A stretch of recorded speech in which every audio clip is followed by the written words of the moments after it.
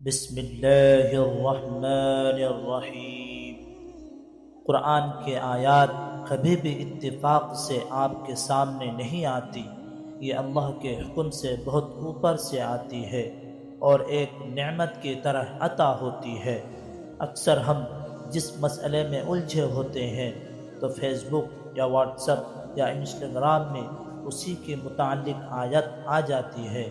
اس وقت اس کو اپنے لیے ایک پرائیویٹ میسج سمجھا کرے اور کچھ دیر تک رک کر غور کیا کرے کہ مجھے اللہ تعالی کیا کہنا چاہ رہا ہے، کیونکہ آیات کا وقت، مقام، دل کی کیفیت، آپ کے اس وقت کے حالات، سب کا فیصلہ آسمانوں پر کیا جا چکا ہوتا ہے، اور یہی قرآن کا معجزہ ہے۔ اللہ یقین والوں کے لیے راستہ بناتا ہے، اور جانتے ہو یقین والے کیسے ہوتے ہیں؟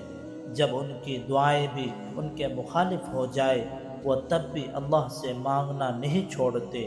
ایسا یقین کہ جب ان کی ساری دنیا ان کی آنکھوں کے سامنے بکھرتی ہوئی دکھائی دے رہی ہوتی ہے، اور وہ تب بھی آسمان کی جانب دیکھ کر کہتے ہیں، ہمیں پتہ ہے تو ہمیں تھام لے گا۔ تو بتاؤ پھر کیا تم اتنا یقین رکھتے ہو اس پر کہ اپنے منصوبوں کو اس کے منصوبوں کے لیے ترک کر دو؟ نہیں، تم تو فوراً ڈر جاتے ہو اور پھر زور زور سے کہنے لگتے ہو، اللہ نے میری دعا تو سنی ہی نہیں، بھول گئے ہو۔ اللہ کہتا ہے، تم کیا سمجھتے ہو؟ تم کہو گے میں ایمان لایا اور پھر تم آزمائے نہ جاؤ گے؟ جان مارنی پڑتی ہے تب جا کے اللہ ملتا ہے۔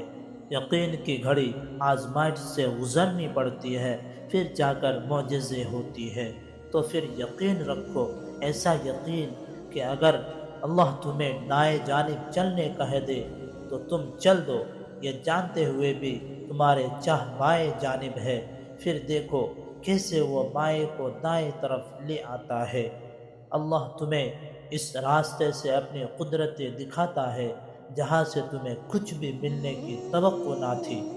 صبر کا مطلب یہ نہیں کہ انسان کسی تکلیف یا صدمے پر روئے، نہیں، صدمے کی بات پر رنج کرنا انسان کی فطرت میں داخل ہے، اس لیے شریعت نے اس پر کوئی پابندی نہیں لگائی۔ جو رونا بے اختیار آ جائے وہ بھی بے صبری میں داخل نہیں۔ البتہ صبر کا مطلب یہ ہے کہ صدمے کے باوجود اللہ تعالیٰ سے کوئی شکوہ نہ ہو، بلکہ اللہ تعالیٰ کے فیصلے پر انسان اپنی طور پر راضی ہے۔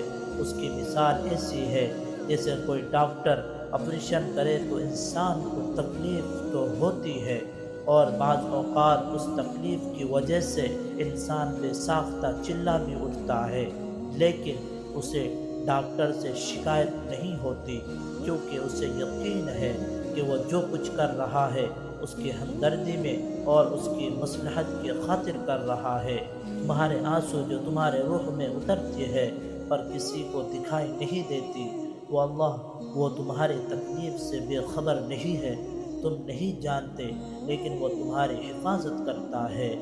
ہر طوفان بربادی لے کر نہیں آتا، جیسے حضرت نوح علیہ السلام کے لیے طوفان بار نہیں بلکہ جیت لایا تھا، ویسے ہی تمہاری آزمائش تمہاری جیت بن جائے گی۔ آغاز میں چوٹ ہے تو آخر کام میں شفا بن جائے گی۔ وہ تمہیں ایسے نوازے گا کہ نوازوں میں تمہارے گرنے کے آنسو اللہ پاک جن کے رحمت پر حیران رہ جاؤ گے۔ اگر اللہ آپ کو انتظار کروا رہا ہے تو اس کا مطلب یہ نہیں کہ وہ آپ کو سزا دے رہا ہے، بلکہ وہ آپ سے کچھ دیر تک رابطے میں رہنا چاہتا ہے۔ وہ چاہتا ہے کہ آپ مزید دعائیں کریں، وہ چاہتا ہے کہ آپ اس سے بات کریں، وہ آپ کی آواز بار بار سننا چاہتا ہے، اس لیے وہ آپ کو وہ چیز نہیں دے رہا ہے، اور اسی وجہ سے وہ اس چیز کا خیال آپ کے دل و دماغ سے نہیں نکال رہا ہے۔ تم خود اس کے اشارے کا انتظار کر رہے ہو، پھر جب وہ تمہیں واضح اشارہ دے رہا ہے تو تم اس کے بعد کیوں نہیں سنتے؟ وہ آپ سے چھین بھی نہیں رہا، آپ کے قریب بھی نہیں آنے دے رہا ہے۔ تو اس کا مطلب ہے کہ وہ آپ کی دعا کا انتظار کر رہا ہے تاکہ وہ آپ کی دعاؤں کا جواب اپنے کن سے دے۔ تو آپ کیوں اداس ہے؟ تو مایوس کیوں ہو؟ بس اپنے آپ کو کچھ وقت دے اور اس وقت تک دعا کرنا بند نہ کرے جب تک وہ کن نہ کہہ دے۔ جانے سے پہلے ایک کام ضرور کرے، کمنٹ میں الحمدللہ لکھے اور اپنے دل کا بوجھ ہلکا کرے۔ اگر آپ چاہتے ہیں کہ ایسے مزید ویڈیوز آپ تک پہنچتی رہے تو ابھی فالو کریں، سبسکرائب کریں، کیونکہ آپ کی سپورٹ ہی ہماری طاقت